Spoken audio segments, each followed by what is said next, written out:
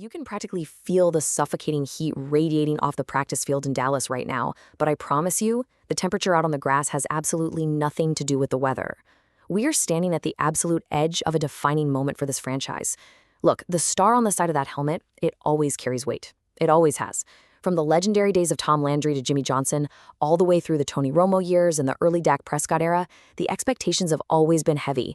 But this year doesn't just feel like pressure. It feels like an anvil hanging over the entire organization. We're looking at a roster that is currently under an intense, almost microscopic level of scrutiny. The 8th practice of training camp has just wrapped up, and what we are witnessing out there isn't just a bunch of guys running standard drills in shorts and helmets. No, this is a high-stakes, deeply psychological battle. Livelihoods are quite literally on the line, legacies are being forged in real time, and the margin for error, it's completely vanished. So let's dive into exactly what is unfolding at the Cowboys training camp today, because the narrative currently coming out of that locker room is setting this team on a direct collision course with a brutal NFL reality. I want you to just listen to the sheer audacity of this statement for a second. Why can't we be? Let's be the greatest offense there is. Those are the direct words of quarterback Dak Prescott, and they carry incredible, incredible weight. You really have to understand the context of what's happening here. The Cowboys are walking into this upcoming season with something that is virtually unheard of in the modern salary cap era of the National Football League. They are returning all 11 offensive starters from their 2025 campaign. Think about that. All 11. Usually when an offseason rolls around, free agency, injuries, or cap casualties step in and completely tear a unit apart. You lose your right guard, your slot receiver goes somewhere else to get paid. But here in Dallas, that unbelievable level of continuity is actually a massive double-edged sword.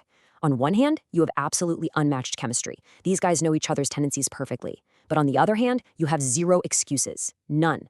Dak Prescott is looking around that huddle. He's seeing the exact same guys who went to war with him last year, and he is drawing a massive, unmissable line in the sand. He isn't just standing at the podium asking for a slight improvement in the red zone. He is demanding historical greatness. By saying this out loud, he's putting a giant target on his own back, and he is challenging every single guy in that offensive meeting room to carry the weight of that exact expectation. And the craziest part is, that quote hasn't just stayed a quote. It didn't just become a Tuesday headline that faded away.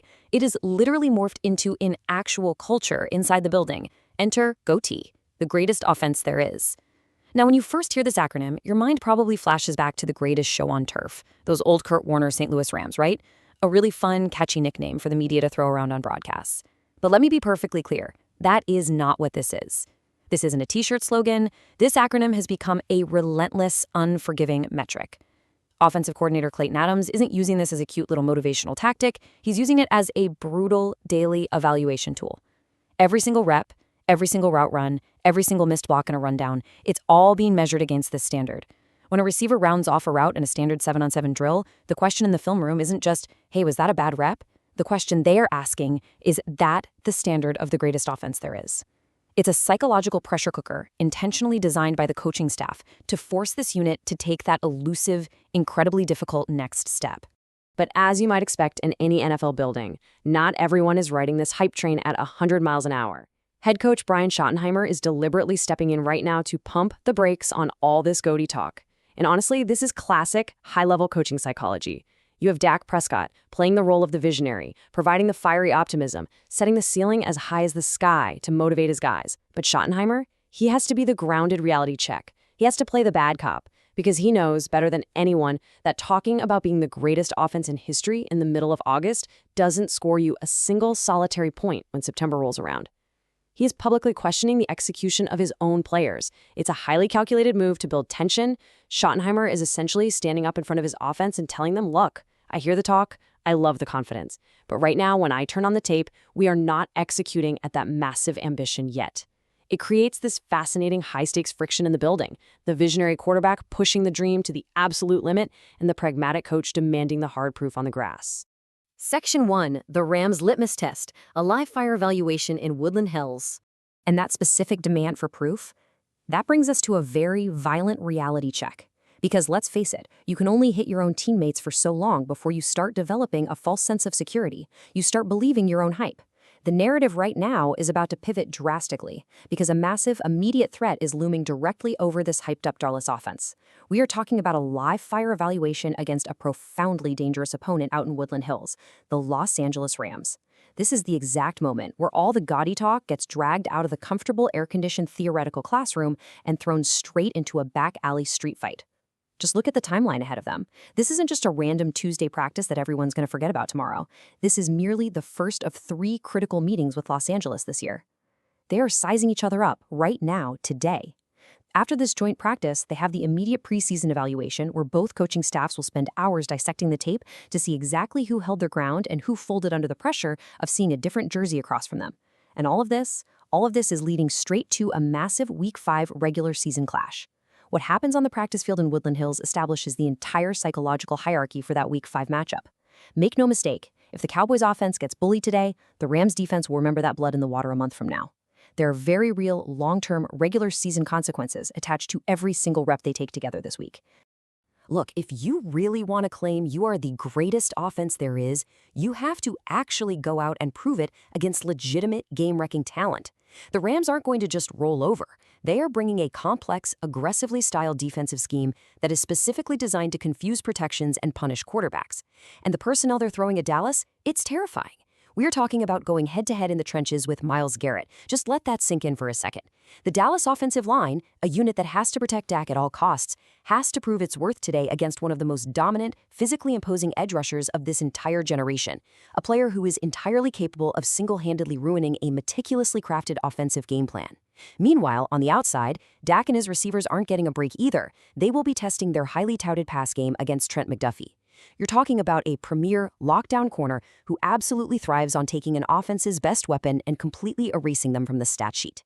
This isn't just a fun little practice. This is the ultimate grueling stress test for Dak's grand vision. Which ultimately forces us to ask the million-dollar question, who is actually meeting the GOAT standard? It's time to transition away from the big picture, overarching philosophy of the team and zoom all the way in on the microscopic, cutthroat reality of the National Football League. Because out there on the grass, right now as we speak, these bubble guys aren't thinking about a Super Bowl win. They are actively participating in high-stakes job interviews where a single missed assignment, a single blown block, can permanently end a career. Players' livelihoods are literally hanging by a thread with every single blow of the whistle. Section 2. Training Camp Winners. Rising to the occasion under pressure. To really understand who is surviving this absolute crucible of a camp, we have to look at the catalyst for change over on the defensive side of the ball. Enter Christian Parker. And guys, the historical context here is absolutely critical to understanding this dynamic. The Dallas defense walked out of the 2025 season deeply frustrated. They had the raw talent, they had the big names on the back of the jerseys, but they severely lacked the finishing execution when the lights were brightest. So, what does the front office do to fix it? They do the unthinkable. They bring in a former assistant from their most hated, bitter divisional rival, the Philadelphia Eagles. Parker has arrived in Dallas to completely overhaul the system. He is bringing a brand of physical, unrelenting, uncompromising football that Dallas has severely lacked in recent years. What does this mean for the players? It means that every single defensive player on the roster just had their baseline reset to 0 the moment training camp opened. I don't care about your draft pedigree anymore. Past stats, they don't matter. Pro Bowls from 3 years ago? Irrelevant. You either learn Parker's intricate scheme and execute it with absolute violence, or you pack your bags and find another team. It is that simple. And in the middle of all that chaos, some guys are taking full advantage of the clean slate. Take TJ Bass, for example. This is a genuinely cinematic ascent we are watching. Bass was an undrafted free agent out of Oregon. He's a guy who has had to scratch and claw for every single inch of respect since he stepped foot in this league. Well, with Brock Hoffman leaving in free agency, Dallas desperately needed someone to step up as a backup center. Bass didn't just quietly take that job. He kicked the door down and absorbed the top reserve roles at both left guard and right guard as well. His versatility has been so undeniably elite in this camp that the coaching staff is actually giving him critical first-team snaps at left guard. And you might be asking, why does a backup getting first-team snaps matter so much? Because if TJ Bass can prove he can hold down the interior of that line against starting NFL defensive tackles, it allows the Cowboys to kick Tyler Smith out to left tackle. The Dallas Cowboys have a legendary, mythic lineage of offensive linemen, from Larry Allen to the iconic Great Wall of Dallas, all the way to the recently departed Tyron Smith. The standard in the trenches here is Hall of Fame level. By proving he can anchor the guard spot, a former undrafted player like Bass is literally changing the fundamental geometry of the Cowboys' offensive line. He's giving the front office the ultimate confidence to move their best young blocker to the blind side to protect Dak. That is a massive, massive camp victory with franchise-altering implications. Then, on the other side of the ball, you have a pure survival story unfolding with Maris Lufau. He was a third-round pick out of Notre Dame, and honestly, for his first 2 years in the league, he was a ghost. He was buried deep on the depth chart at linebacker, unable to find his footing. Entering this 2026 camp, he was standing squarely on the chopping block. The NFL moves incredibly fast, and front offices lose patience for day 2 draft picks who don't produce almost instantly. But Christian Parker, with his fresh set of eyes, saw something in Lufau's violent play style. He made a dramatic, career-altering decision, moving Lufau out of the linebacker room and putting his hand in the dirt as an edge rusher. And the kid has absolutely caught fire. Instead of quietly fading out of the league and becoming a trivia question, he is on an absolute hot streak. He is violently fighting tooth and nail for that 5th and final roster spot on the edge. This is a guy who was essentially a dead man walking 2 weeks ago, and now he's forcing the front office into a very, very tough decision on cutdown day. And honestly, we can't talk about defensive standouts without highlighting what's happening with Siobhan Rebel Jr. Coming into this camp, everyone expected guys like Kobe Durant to shine in the secondary, and to his credit, he has. But Rebel Jr., he was a total question mark, a complete unknown to the casual fan. Nobody knew if he could handle the immense processing speed required for this new defensive scheme, or if he would just be another camp body waiting for a pink slip at the end of August. But instead of getting buried by the complexity, he is completely transformed into a critical asset. He is flying around the field, trusting his instincts, and proving that Parker's blank slate approach is actively unearthing hidden gems, guys who are just hungry enough to seize the moment when the door cracks open. Section 3. Training Camp Losers. Falling behind in the roster battles. But here is the hard truth of professional football. For every single player rising up the depth chart, someone else is falling down it. This is the brutal, entirely unforgiving reality of the NFL business.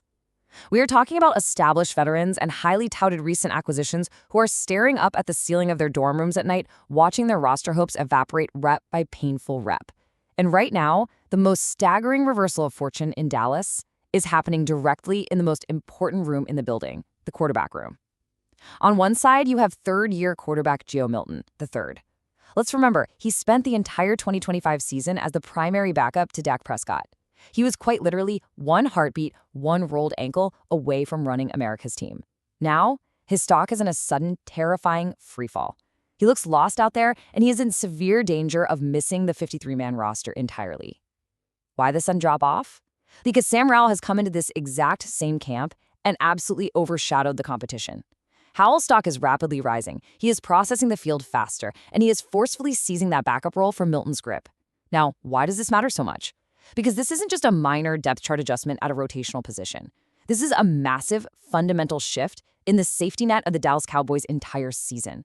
If Dak goes down in week 3, the keys to this Ferrari now belong to Sam Howell, while Joe Milton is fighting just to stay employed in the National Football League. And perhaps the most tragic trajectory of this entire training camp belongs to wide receiver Jonathan Mingo. Think back to the 2024 trade deadline. The Cowboys acquired him with sky-high expectations. They gave up highly valuable draft capital to bring him in because they genuinely believed his elite raw athletic profile could be unlocked and unleashed in their system. They thought they were acquiring a dynamic, mismatch weapon for the future. But through the entirety of the 2025 season, he struggled immensely to solidify any sort of permanent role in the offense. Fast forward to right now, the 2026 training camp, and the walls are rapidly closing in on him. When you are a receiver fighting for the WR5 spot, you simply cannot make mistakes. You are fighting for your football life every time the ball is snapped, but Mingo has been continuously plagued by brutal Saturday drops. And in the NFL, the math is simple. If the starting quarterback cannot trust you to catch a slant on a critical camp rep in August, he is certainly not going to trust you on a Sunday in December on 3rd and 8. A highly touted trade acquisition is now teetering on the absolute edge, nearing the bitter, disappointing end of his tenure in Dallas. Section 4. Looking ahead, finalizing the 53-man roster. So let's zoom back out to the macro perspective for a minute. Everything we have just talked about, the intense position fights, the brutal drops, the massive GOATY standard, it has all happened in just the first 2 weeks of camp. Wrapping up the 8 practice is merely the prologue to the real story. The true test of this team's character is looming right on the horizon, the unforgiving final roster cuts, where lifelong dreams are quite literally terminated by a single 2-minute phone call from the front office. Which brings us right back to this incredibly important number, 11, the returning offensive starters. I want you to burn this number into your brain as we head towards September. It represents amazing continuity, sure, but more importantly, it represents immense, entirely unavoidable pressure.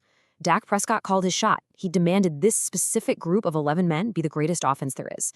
Now, they don't have the luxury of pointing fingers at new guys who are still learning the playbook. They have to actually validate that massive claim. They have to line up against real, elite opposition, starting with guys like Myles Garrett in these joint practices, and prove that the standard they set in the film room translates to absolute, undeniable dominance on the grass. So I leave you with this thought. When the dust finally settles in Dallas and those brutal cuts are made, who will survive? Who is going to actually prove they belong on the greatest offense there is? And who is going to fade away into the background as just another forgotten offseason hype story? The tension in Dallas is building to a boiling point. And honestly, the regular season simply cannot get here fast enough. Thank you so much for diving into this incredibly complex situation with me today. Look, if you want to stay ahead of every single cut, every trade rumor, and every massive storyline developing around the league as we approach Week 1, you need to make sure you are subscribed to NFL Nexus right now. Drop a like on this explainer, get down into the comments, and give me your raw opinion. Is the gaudy standard actually real, or is it just the same old August camp talk from the Cowboys? Let me know. And hey, if you love this kind of deep dive cinematic breakdown of the game, support the channel directly by becoming a member of NFL Nexus today. We'll see you on the next one.